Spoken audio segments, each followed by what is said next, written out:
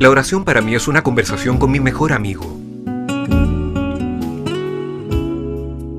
La oración es un momento de alivio y de paz que tengo todos los días.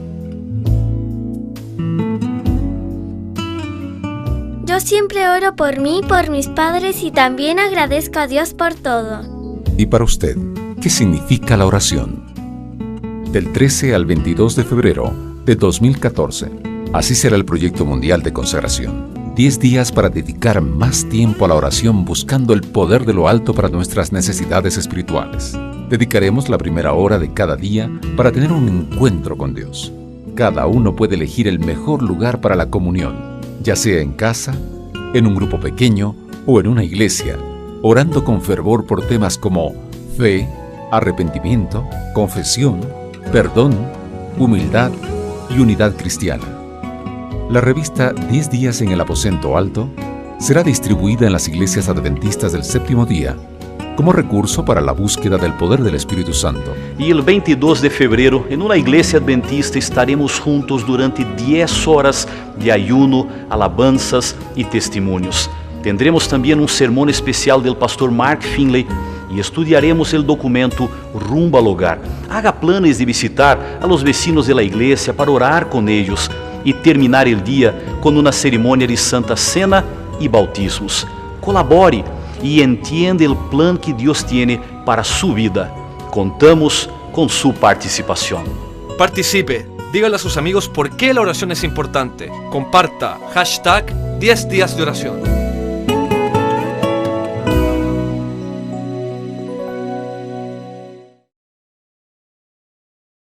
Cuando nos pidieron dar un testimonio como familia, como hogar, lo pensamos y analizamos porque tenemos mucho, ¿no es cierto? Todos estamos muy agradecidos a nuestro Dios por tantas bendiciones que nos da. Pero puntualmente elegimos uno y que veníamos trabajando porque uno se casa, se junta, tiene una esposa, busca horizontes, luego vienen los retoños que Dios nos regaló. Y entonces surge el tema de la responsabilidad, ¿no es cierto?, de cómo tenemos que criarlos, cómo tenemos que encaminarlos, cómo ellos nos tienen que observar a nosotros para que vean a Cristo, ¿no? Y para que desde chiquito, aun cuando fuere viejo, no se va a olvidar. Y con mi esposa Maricel, bueno, nuestras actividades laborales nos demandaban. Con nuestra primera hijita, Abril, la verdad que ella, bueno, desde que comenzó y desde pequeñita tuvo que ir al jardín maternal y en otras oportunidades la cuidaba la familia y en otras oportunidades la cuidaba una niñera de confianza, pero nosotros teníamos una inquietud en nuestro corazón. ¿Está bien? ¿No está bien? Eran las posibilidades que nosotros teníamos, ¿no es cierto? Porque por ahí no nos daba económicamente para poder hacer que mamá se quede en casa. Porque era lo que estábamos estudiando, la hermana Elena de White nos recomendaba, y a medida que más leíamos, más nos comprometíamos, y más veíamos la posibilidad y el hecho de que mamá pueda cuidar a los retoños. Y fue así que, bueno, lo pusimos en oración, nació Gonzalo, otro tema más, así que ya eran 2 los chiquitos a cuidar. Y lo pusimos en oración, hermanos. Dijimos, bueno, si es la voluntad de Dios, se tiene que dar así. Los números no daban. Por más cuenta y calculadora que tengamos, no nos daba. Pero empezamos a orar por eso. De repente mamá Maricel pudo empezar a trabajar solo medio tiempo. Bueno, esto será lo que Dios quiere, el medio tiempo. Y leíamos y decía, no, mamá en casa. Bueno, seguimos orando y cuanto menos lo pensamos, hace 1 año y medio tuvimos la respuesta. Mamá se pudo quedar en casa, obviamente las responsabilidades de papá aumentaron, pero la satisfacción que uno tiene de poder tener una esposa cuando uno llega a la casa, los niños que lo reciben a uno cuando llega a la casa, por ahí mamá la los quiere tirar por la ventana, ¿no? Pero bueno, eso es otro tema. Pero la verdad que ha sido de gran alegría, gran satisfacción. Hemos visto el cambio en el carácter de nuestros hijos, la recepción que ellos tienen frente a los papis, la aceptación que ellos tienen.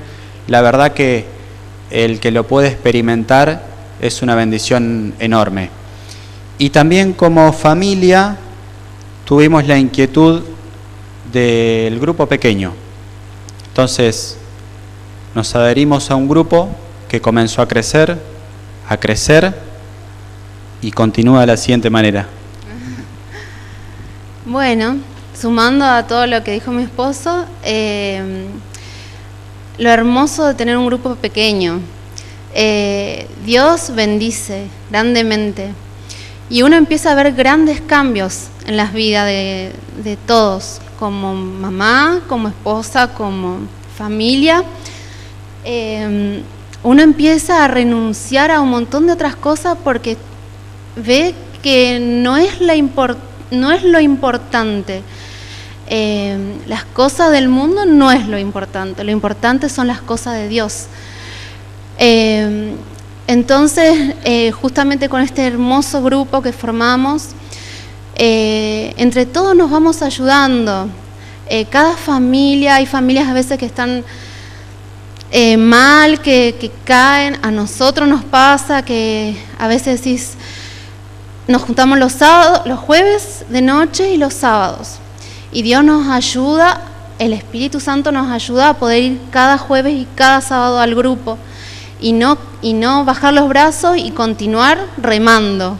Así nos llamamos como grupo pequeño, rememos juntos. Entonces, para nosotros es una alegría enorme y gracias a Dios, sobre todas las cosas, este grupo maravilloso pudo tener otros grupos. Y gracias a Dios yo tengo un hermoso grupo en mi casa de mujeres maravillosas, que Dios tiene planes maravillosos para ellos, eso no hay duda. Y el secreto de todo, no hay con qué darle, es la oración. Eso es el secreto de todo. La comunión diaria con Dios. Cada día nosotros debemos tener nuestra comunión con Cristo. Sin nuestra comunión nosotros no vamos a andar. Hicimos muchos cambios, como me decía mi esposo, dejar el trabajo, renunciar a un montón de otras cosas, empezar a cambiar un montón de aspectos que cuestan solo con Dios. Cuando yo dejo de orar o un día me levanto y no oro, las cosas no me salen bien. Le pido a Dios paciencia, mucho amor hacia mis hijos, mi familia, y nuestro mayor deseo es obedecerle a Él y poder ir al cielo como familia. Y los animo a todos ustedes a que también puedan ser parte de un grupo pequeño, porque solos es más difícil. Con un grupo de amigos que esté a nuestro lado, que nos estén animando, que nos estén diciendo, vos podés, vamos adelante, no aflojes, dale, salí, vení, te esperamos igual, acá hay torta en casa.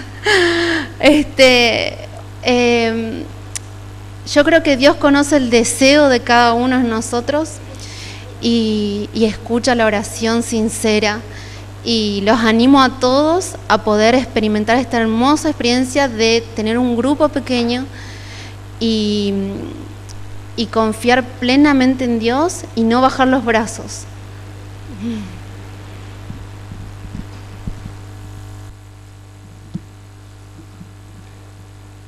Muy buenas noches, queridos hermanos.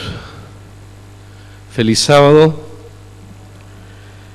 Podemos encontrarnos en la casa de Dios en esta ocasión para compartir una reflexión que tiene que ver con un tema que honestamente no condice con la palabra de Dios, como vamos a ver, pero que se usa la palabra de Dios para querer decir que el tema existe. muchos hermanos creyentes, personas sinceras, enseñan lo que vamos a mencionar esta noche, y es bueno tener una idea por lo menos de qué se trata para poder comprender dónde está la postura adventista en relación con lo que otros opinan, cómo estamos nosotros y qué creemos nosotros en función de la segunda venida de Cristo, nada más y nada menos, que es lo más que identifica al pueblo adventista, justamente incluso a través de su nombre. Que Dios nos bendiga en la comprensión de esto. Permítanme hacer una oración delante del Señor para juntos abrir la palabra. Querido y amante Padre que estás en los cielos, y aquí tus hijos reunidos en esta hora, venimos con espíritu de humildad delante de tu presencia, reconociendo nuestra necesidad de ti. Y en el nombre de Jesús invocamos tu nombre y clamamos para que tu Espíritu Santo se haga presente en medio de nosotros. Te ruego por los que estamos en la asamblea, en el templo, y por todos aquellos que nos acompañan a través de los diversos medios. En el nombre santo de Jesús, amén, Señor. La verdad que me sentí inclinado más al tema de la revista, ya que el tema propuesto fue una secuencia de temas sugeridos por el Departamento de Mayordomía de la Asociación Central, que tiene que ver con el material que nosotros vemos allí, que es la tapa del Seminario de Enriquecimiento Espiritual número 5, que tiene que ver con comunión y profecía. Este material estará a disposición nuestra a partir de esta semana que se inicia el domingo, cuando ya comencemos a través del Departamento de Publicaciones de la Iglesia del Parque a colocar las solicitudes de los pedidos de ustedes, y en base a eso traeremos el material de la asociación para tener 40 días de estudio, y algunos de esos temas han sido tratados a lo largo de esta semana. Permítanme solamente tocar dos citas muy breves de la oración en los últimos días. Es un tema de mañana, pero quisiera introducir el tema de esta noche con ello. Nuestra responsabilidad de orar por más años de gracia. Debe dedicarse mucho tiempo a la oración para que las vestiduras de nuestro carácter sean lavadas y emblanquecidas en la sangre del Cordero. Las vestiduras de nuestro carácter. Hubo énfasis en algunos de los temas, por lo que escuché, mi esposa y mi hijo me han acompañado en los temas, yo he estado en varios lugares, estuvimos en Strobel, estuvimos en Valle María, estuvimos en Camarero, estuvimos ayer en Puigari, ahora estamos con ustedes, y la verdad es que en cada lugar hemos visto el mismo espíritu, el mismo anhelo de buscar a Dios en oración, y alabo al nombre de Dios por ello en esta noche, porque hacía tiempo que no veía ese anhelo, ese deseo de venir a orar. Eso es Dios que está obrando en nuestros corazones, mi querido hermano. Y alabamos a Dios, el Señor, por ello. Dice la palabra, don de profecía, cita clave, debe dedicarse mucho tiempo a la oración para que las vestiduras de nuestro carácter sean lavadas, emblanquecidas en la sangre del Cordero. Otra cita. Vivimos en el periodo más solemne de la historia de este mundo. La suerte de las innumerables multitudes que pueblan la tierra está por decidirse. Tanto nuestra dicha futura como la salvación de otras almas dependen de nuestra conducta actual. Necesitamos ser guiados por el Espíritu de verdad. Todo discípulo de Cristo ha de preguntarse seriamente, Señor, ¿qué quieres que haga? ¿Qué quieres que haga, Padre Santo? Me trajiste a este mundo, me trajiste a tu iglesia, permitiste que conozca esta verdad. ¿Qué he de hacer con ello ahora? ¿Qué quieres que haga, Padre Santo? No es para administrarlo según mi conveniencia o mi interés, sino de acuerdo a tu voluntad. Señor, ¿qué quieres que haga? Como Pablo preguntó cuando camino a Damasco perseguía a los cristianos. Padre Santo, aquí estamos en esta hora. Y por la gracia de Jesús, en esta noche vamos a tocar un tema complejo, difícil. Digo complejo y difícil no porque sea difícil en sí, porque tiene muchos detalles, no vamos a darlos todos. La tribulación y el rapto secreto. Quiero decirles que este tema, rapto secreto, no existe en la palabra de Dios como tal. pero el mundo creyente evangélico, particularmente carismático, incluso algunas áreas conservadoras del mundo cristiano, como nunca antes están hablando de este tema. La idea que en algún momento los creyentes van a ser elevados de sus actividades y desaparecerán de nuestra presencia porque Dios los llevó al cielo. Rapto secreto. Vamos a iniciar un poco el pensamiento de esta hora con una pequeña presentación. Pedimos a nuestro querido hermano dispensacionalismo y pretribulacionismo, dos nombres extraños para nuestra jerga usual, recordando que Cristo es el centro vital de la profecía y de la historia, ocupa el punto central y vital de toda la historia, es el corazón mismo del plan divino para la salvación humana y es el factor más importante de toda la revelación, a tal punto que en Juan 5:39, ¿qué dijo Jesús? Lo decimos juntos: escudriñad las Escrituras, ya que pensáis tener en ellas la vida eterna, y ellas son las que dan testimonio de mí, dijo Jesús, acerca de Él mismo. Recordamos que el 14 de mayo de 1948 sucedió un hecho a nivel político, pero que poco relacionamos con la palabra de Dios. El 14 de mayo de 1948, David Ben Gurión, este caballero, líder sionista, político, estadista y primer ministro de Israel, uno de los principales mentores del Estado judío, ese día proclamó oficialmente a través de la lectura de la Declaración de la Independencia, dando surgimiento al actual Estado de Israel. ¿Qué tiene que ver esto con lo que vamos a ver? Ahora vamos a ver enseguida. Los dispensacionalistas, hermanos evangélicos, carismáticos, representan un movimiento religioso futurista que cree en el hecho de que Dios está en este tiempo del fin cumpliendo sus promesas para con el Israel literal. Hay un interés particular del mundo creyente en lo que está pasando en Israel, ¿sí? Literalmente hablando. Predican que Israel se convertirá y que las profecías del Antiguo Testamento se cumplirán literal e incondicionalmente. Todas las profecías favorables al Israel del Antiguo Testamento, de profetas mayores y profetas menores, se cumplirán en Israel. Esa es la idea más macroidea mayor dentro de este concepto. Tenemos que recordar, yendo a retrotraernos un poquito hacia atrás, algo que ya estudiaron con el pastor y doctor Becerra. La Reforma Protestante del siglo XVI, ¿se acuerdan? Martín Lutero y todos los reformadores, donde pusieron en relieve solo la Escritura, solo la fe y solo la gracia. Ellos, al estudiar las profecías bíblicas de Daniel y Apocalipsis, identificaron el poder ejercido por el obispo y la iglesia de Roma con el anticristo y con Babilonia. Eso claramente, allá por 1500, ya estaba claro en el corazón de aquellos que estudiaban con celo la palabra de Dios. Entonces surgen sacerdotes españoles, Francisco de Rivera y Luis de Alcázar, que se unieron para defender a la iglesia de Roma, para poder descalificar lo que habían identificado los hermanos creyentes protestantes. Y entonces surgen escuelas de interpretación. Ya se estudió esto, yo lo voy a repasar solo rápidamente. Surge la preterista, pretérito, pasado. Esta escuela señala que las profecías del Apocalipsis se cumplieron todas en el pasado. Si es que hay profecía, pues que este es un libro que solo fue escrito para su época, el siglo I.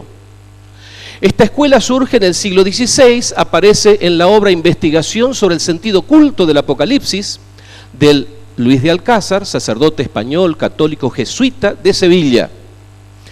Este método de estudio o esta escuela de interpretación tiene un valor que es un énfasis en la historia, sostiene un método científico riguroso de los hechos históricos. Tiene un gran valor cuando uno investiga aspectos relacionados con la iglesia primitiva y los tiempos contemporáneos a la iglesia en el siglo I. Tiene su valor, pero ellos dicen, más allá del siglo I no hay profecía, todo concluye en el siglo I, no va hacia adelante, no va hacia el futuro, todo es mirando hacia el pasado. Una escuela, eso decía nuestro amigo Luis de Alcázar.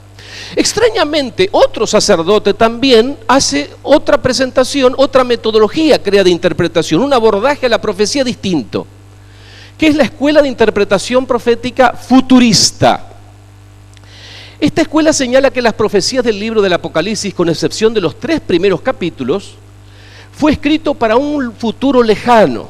Surge en el siglo XVI también, con un sacerdote católico español jesuita de Salamanca, Francisco de Rivera, quien junto a Roberto Bellarmino, arzobispo, inquisidor y cardenal jesuita italiano, que defendió la doctrina católica durante la Reforma Protestante, y esta escuela surge para combatir básicamente a Martín Lutero y sus enseñanzas y otros reformadores.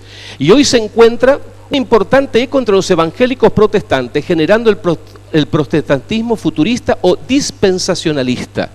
Su valor, hay un gran énfasis escatológico en relación a los eventos del fin. Entonces, qué extraño, ¿no? Misma fecha, misma época, 2 sacerdotes, mismo origen religioso. Uno dice, todo es pasado, no hay futuro. Y otro dice, no, excepto los 3 primeros capítulos de Apocalipsis, todo va a ser hacia el final, hacia el futuro. Y ahí es donde aparece... ¿Me están acompañando hasta acá? No está complicado. Vamos hacia adelante. ¿Cuál es la escuela que nosotros hemos aplicado y por qué? La escuela historicista. Esta escuela señala que los hechos históricos específicos, en particular los libros de Daniel y Apocalipsis, se cumplen a través de toda la historia. Fue la escuela ampliamente aplicada en la interpretación profética desde el siglo I hasta el siglo XVI, cuando comienza a ser cuestionada. Su valor, una amplia visión de la historia, utiliza elementos positivos de los sistemas preteristas, ya que analiza bien los aspectos históricos del siglo I, y el futurista, algunos aspectos de carácter escatológico. Repito, la escuela historicista es la que acompaña la presencia de Dios y su comunicación y su relación con su pueblo a lo largo de la historia. Dios en su soberanía acompaña al hombre y a su pueblo en particular en relación a la historia. Muy bien, volvemos a la futurista, que es lo que nos interesa en esta noche. Curiosamente, esta escuela también nace en el siglo XVI, dijimos, donde ambos sacerdotes jesuitas españoles, en el contexto de la Contrarreforma, confrontan a Martín Lutero. La idea era en particular enfrentarse a Lutero y sus enseñanzas.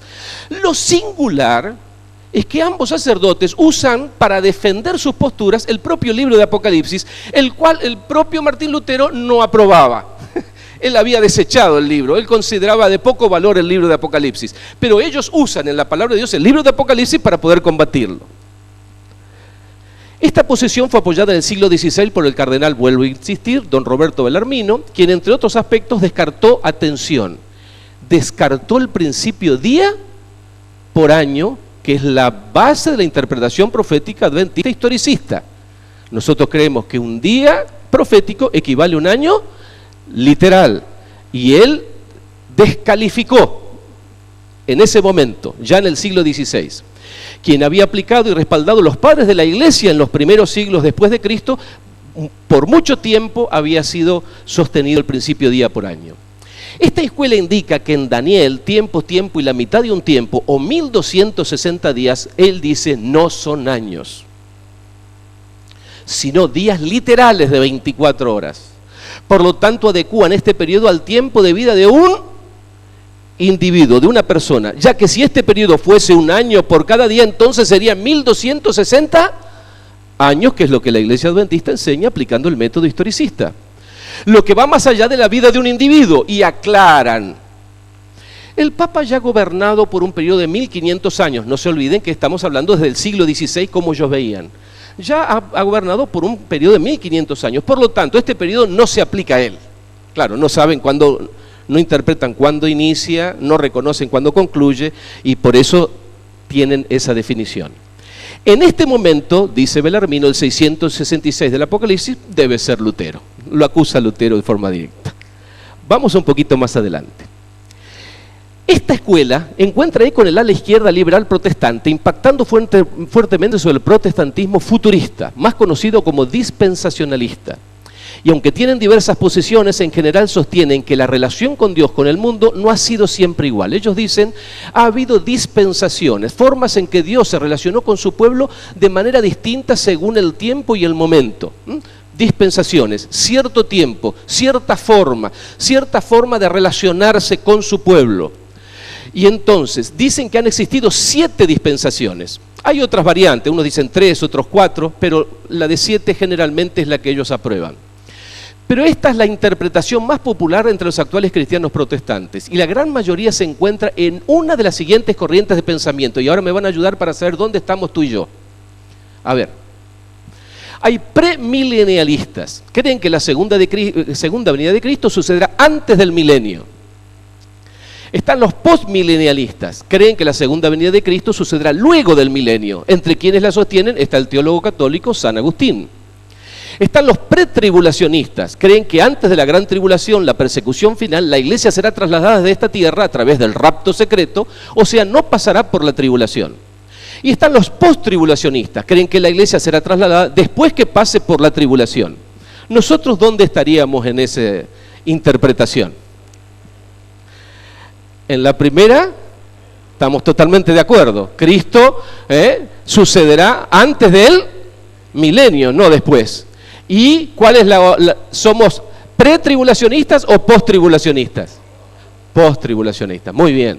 Porque nosotros creemos, si volvemos un minuto atrás, creemos claramente que la iglesia va a ser trasladada después que pase por la tribulación. O sea, el pueblo de Dios va a pasar una etapa de tribulación previo a encontrarse con el Señor. Muy bien, vamos adelante. Nosotros creemos en la profecía de las 70 semanas, ¿se acuerdan?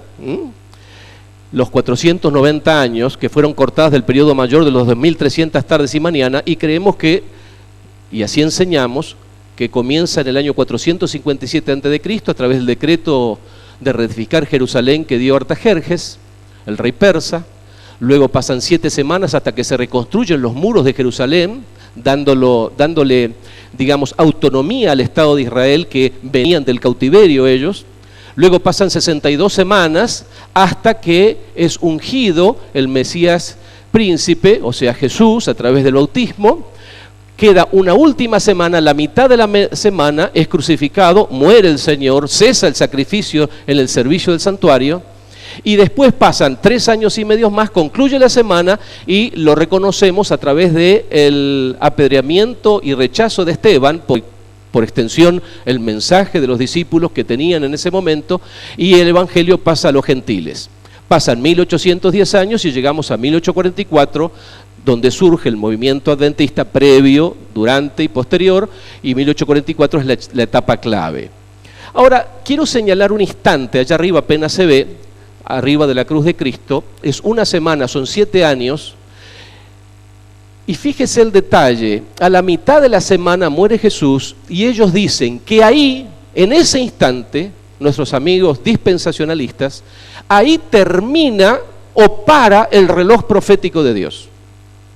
No terminan los 3 años y medio restantes, concluyendo en el año 34. Ellos dicen que ahí Dios, por alguna razón, para su reloj profético y toma esos 3 años y medio y lo va a trasladar hacia el final de la historia. O sea, muy arbitrario, porque la palabra de Dios no permite semejante arbitrariedad. Pero ellos toman esos 3 años y medio, los sacan de allí y dice, bueno, la final de la última semana, los 3 años y medio, eso va a suceder en la última etapa de la historia de la humanidad. Un hecho que honestamente no tiene cómo hermenéuticamente ser aplicado, es una forma lamentablemente muy extraña de hacer el exégesis profética, pero repito, arbitrariamente yo digo, acá va, y cuando llego acá, corto, digo, bueno, acá Dios paró, y tomo ese lapso de tiempo de 3 años y medio restante, lo saco de ahí y lo reservo al final de la historia, lo llevo allá. ¿Me están acompañando en la idea? Es muy complejo para entender nuestro razonamiento. Nosotros entendemos que terminó en el año 34 y ahí termina las 70 semanas, ese periodo que Dios había preestablecido sobre el pueblo de Israel. Tiene su punto de partida en la profecía de las 70 semanas, la metodología de ellos, de Daniel 9, generalmente aceptan los 3 primeros capítulos de Apocalipsis como escritos y aplicados al tiempo en que Juan lo escribió, no así el capítulo 4 en adelante, y desde el capítulo 4.1 en adelante, partiendo de la profecía de Daniel 9, van al futuro, al tiempo del fin. Proponen que todo lo relacionado con los últimos sucesos, antes y durante, después de la segunda venida de Cristo, sucederá en los últimos 3 años y medio que lo sacaron de la profecía de las 70 semanas. ¿Me acompañan hasta ahí? Algo contrario a lo que nosotros creemos y enseñamos. Pero esto es moneda corriente en todo el mundo cristiano en este instante. Hay películas en internet, hay cantidad de información, folletería, libros, cantidad de autores, programas televisivos, videos. Todo el mundo habla de esta metodología de aplicación y todos están esperando ser raptados, desaparecer de repente, como las películas que de repente desaparecen las personas. Parece algo de ciencia ficción. Esto está un poquito chiquito, lamentablemente era mucha información para una sola diapositiva.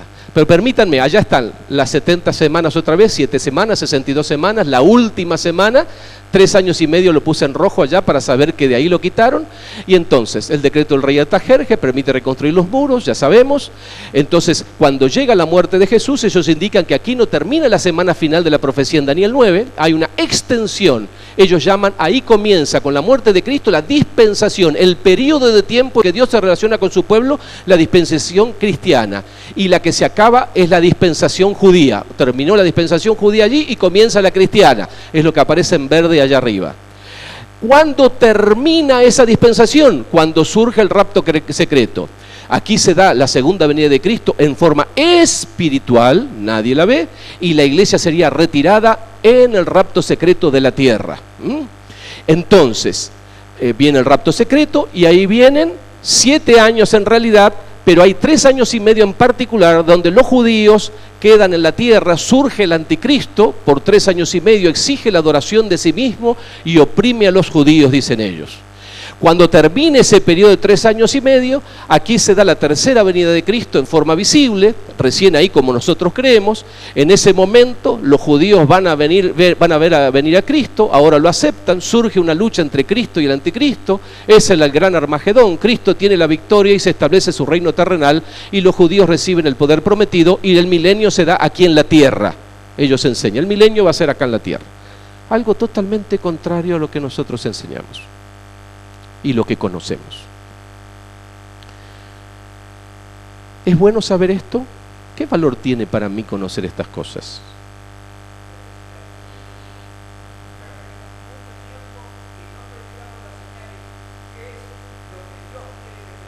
Amén. Sí, sí. Sí, sí. Amén. Amén.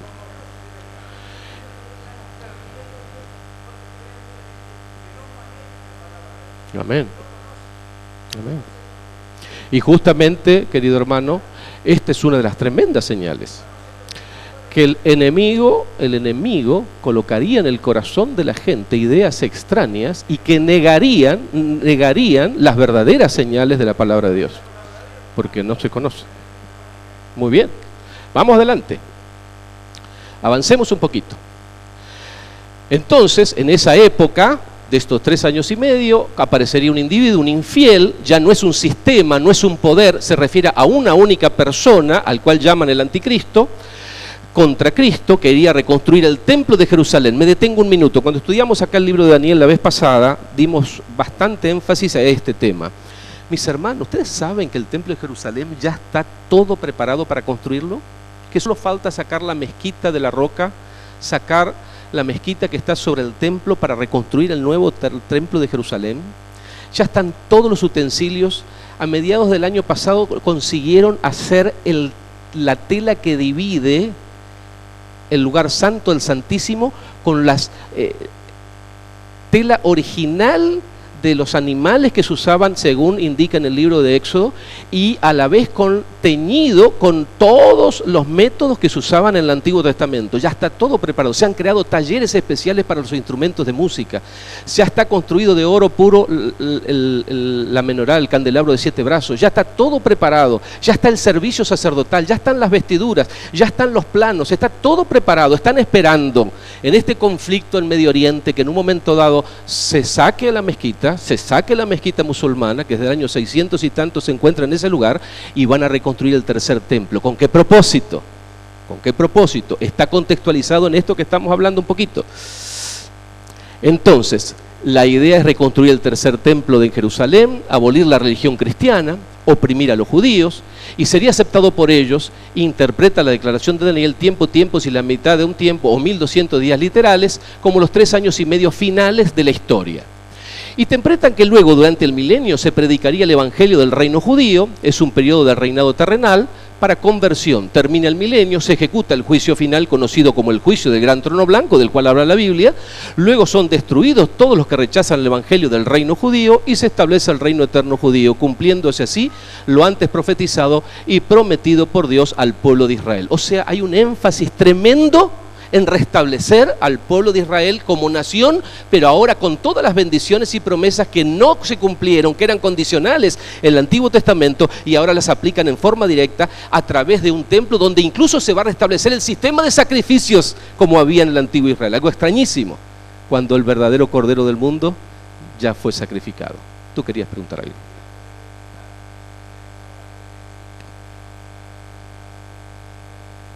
Sí. No en Jerusalén lo están haciendo. Judíos lo están haciendo. Es más, ya tienen el sistema sacerdotal levítico restituido, ya tienen todo. Tienen hasta los animales que van a sacrificar, los judíos, pero apoyados por estos grupos que son tremendamente poderosos, particularmente desde Estados Unidos. Incluso cuestiones políticas de envergadura están involucrados en este tema. El dispensacionalismo interpreta las profecías de acuerdo con el método futurista. También difunden que el estudio de las dispensaciones está dividido en varios periodos que fueron usados por Dios en su relación con tres clases generales de pueblos bíblicos: la relación con Israel, la relación con la iglesia cristiana y la relación con los gentiles, para el cumplimiento de sus propósitos. Entonces ahí tenemos los periodos que hablan los dispensacionalistas. Ellos dicen, hay un periodo desde Adán hasta Abraham, un segundo periodo desde Abraham hasta Cristo, un tercer periodo desde la primera hasta la segunda venida, desde cuando vino en Belén hasta la segunda venida de Cristo. Se interpreta como el milenio, 1000 años, caracterizado por la restauración del reino y del trono de David, por el Hijo de David, el Señor Jesucristo. Se explica como el periodo en que el tiempo como elemento humano terminará y la feliz eternidad pasada se unirá a la futura. Y los futuristas dispensacionalistas también enseñan que hay 7 dispensaciones. ¿Cuáles son estas 7? Vamos a verlas rápido. La dispensación de la inocencia, de la conciencia, del gobierno humano, de la promesa, de la ley, de la gracia. Por eso ellos hacen una distinción, no aceptan que el adventista habla de ley y gracia juntos. Ellos dicen, no, eso fue antes, ahora estamos bajo el periodo de la gracia y vendrá, estamos esperando el periodo del reino, o sea, la dispensación del reino. Y ahí vienen los detalles de lo que involucra esas 7 dispensaciones. ¿Cuáles son las principales enseñanzas? Primero, ellos están esperando el rapto secreto de la iglesia. Si hay algo que usted entra en una iglesia evangélica, habla con un evangélico, ellos están ansiosamente esperando que de repente van a desaparecer de esta tierra porque el Señor los llevará al cielo. Parece algo, repito, de ciencia ficción, pero así lo plantean. La gran tribulación después del rapto secreto de la iglesia. Viene una gran tribulación, pero la iglesia no participa porque es ascendida al cielo y Cristo ha venido en forma espiritual a llevarla hacia los suyos. No ha sido la manifestación gloriosa del cual habla la palabra de Dios. Luego dice, el sionismo, doctrina pro Estado de Israel, es el centro de atención de todo lo que ellos están realizando. Hablan de la conversión de todo Israel. Habrá un periodo de 7 años después del rapto secreto de la iglesia basado en las profecías de las 70 semanas. Habrá el principio, el principio de día por año es totalmente abandonado, es descartado. El anticristo es un individuo, no un sistema. Por lo tanto, no estamos viendo un sistema, una estructura eclesiológica, no estamos viendo como claramente Daniel y como claramente Apocalipsis y también en otros aspectos del Evangelio nos refleja que lo que se opone a Dios, que se asemeja a las cosas de Dios, pero que no es de Dios, no es apenas una persona, sino toda una estructura, ¿sí? Con un representante, pero en particular es toda una estructura eclesiológica. Entonces, enseñan que el milenio ocurrirá después de la manifestación visible y gloriosa de Jesucristo y que éste reinará en la tierra durante 1000 años. La Biblia no tiene cómo enseñar esto. La Iglesia Adventista comprende que el cristianismo no sustituyó a Israel como pueblo de Dios, pero sí es su continuación. Nosotros somos la continuidad de lo que Dios guió a su pueblo y somos la continuidad. Y si los israelitas aceptan a Jesús, son parte del pueblo de Dios. Hoy el verdadero pueblo de Dios es el Israel espiritual, el remanente, fiel, identificado claramente en Apocalipsis 12:17. Es la legítima iglesia de Dios. ¿Cuál es la característica de Apocalipsis 12:17? y tienen el testimonio de Jesús. Muy bien, vamos para adelante.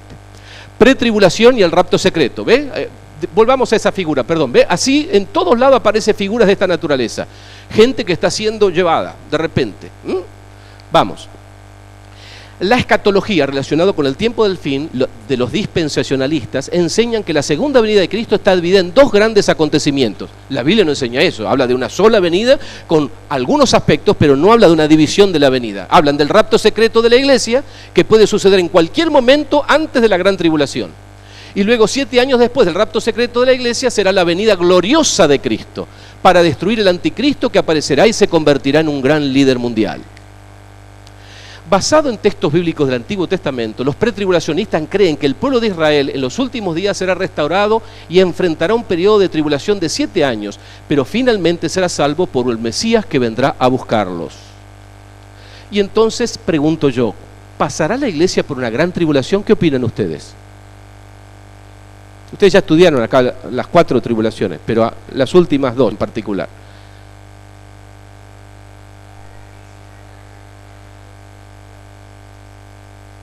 Una tribulación que tiene que ver con nuestra conciencia, nuestra mente y nuestra disposición en relación a cómo estamos, en relación con lo que hemos aceptado y con lo que hemos creído, si hemos confesado todos nuestros pecados, si hemos resuelto nuestra vida delante de Dios. Y hay otra tribulación que vendrá como resultado de las 7 plagas, pero que esas, gracias a Dios, el pueblo de Dios ya estará exento, no la sufrirá. ¿Sí? Amén. El Apocalipsis nos muestra que habrá una gran multitud de creyentes en el Señor Jesucristo, pero aclara, estos son los que han salido de la gran tribulación y han lavado sus ropas y las han emblanquecido en la sangre de Él. Así que qué extraño que ellos digan que no van a pasar por la tribulación, siendo que la Biblia dice claramente que los que serán salvos son los que pasaron por la gran tribulación. ¿Sí?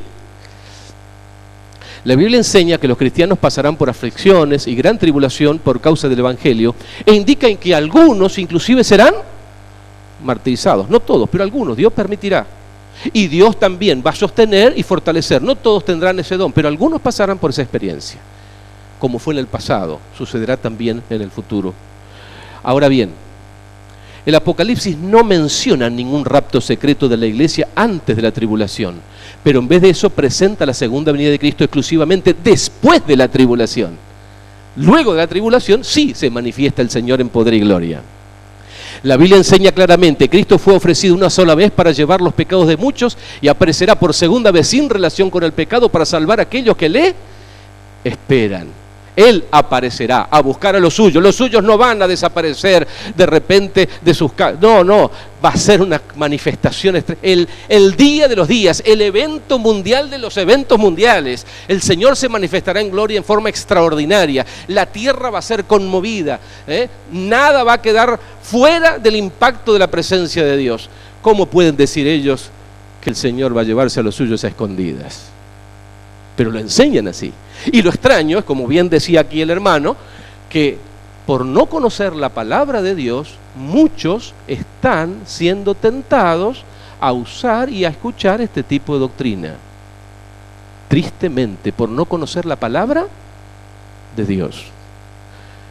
¿Qué dijo Pedro?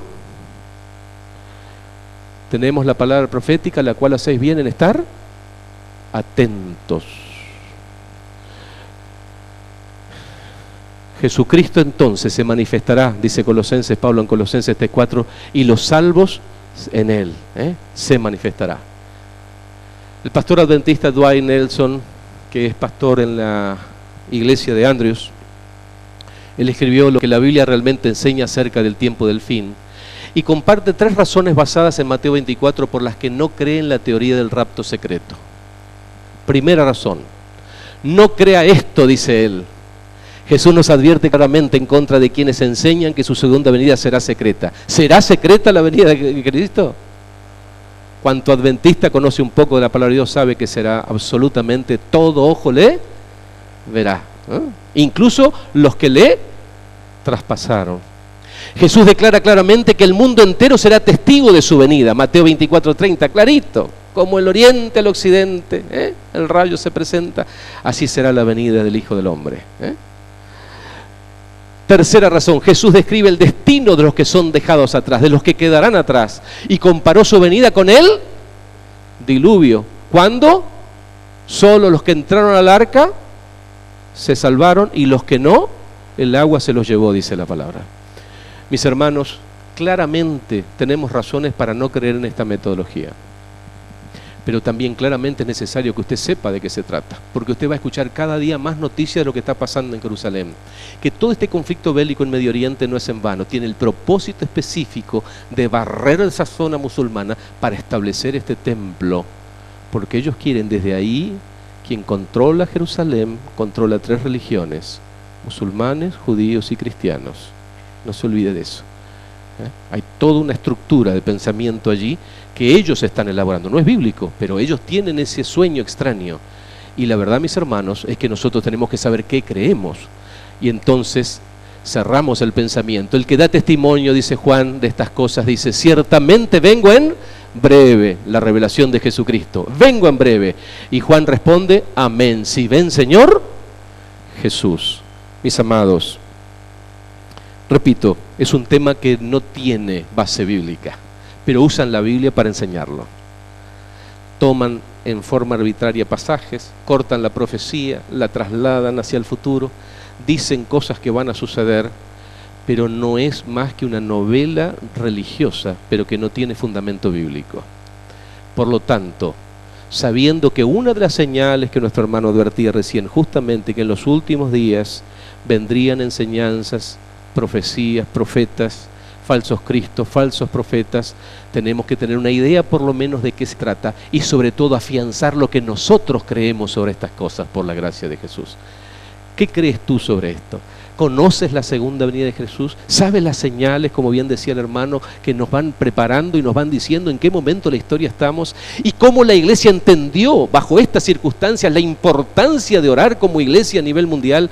Porque se da cuenta que los tiempos que vivimos ya son prestados.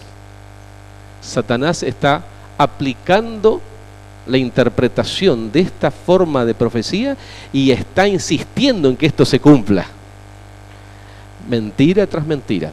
Y en ese contexto va a aparecer el Mesías que Elena White anticipa en el conflicto de los siglos. Será la presentación magistral que hará el enemigo cuando él imite al propio Jesús, con la misma imagen que tenemos, con las mismas palabras, repitiendo porciones del Evangelio, exhortando al pueblo, y en particular cuando llegue el momento y diga: este es el día que yo he reservado, en oposición al día de la ley de Dios. Hacia allá vamos. Ese es el camino que el mundo está corriendo, el mundo cristiano. Escúchenme, no estamos hablando de gente no creyente, estamos hablando de los cristianos. Y si tú como hijo de Dios, hermano adventista, no conoces esto, es bueno que lo sepas, porque así afianzamos y tenemos claro qué es lo que creemos. Que Dios nos bendiga esta noche. El tiempo se ha ido rápidamente. Que el Señor sostenga. ¿Valió la pena poder dedicar un minuto a esto? No me agradaba mucho el tema, pero sentí que si la asociación sugirió, me pareció un tema que también era necesario presentarlo. Que Dios bendiga a la iglesia en esta hora. Vamos a preparar los momentos de alabanza especial para la gloria y honra de Dios.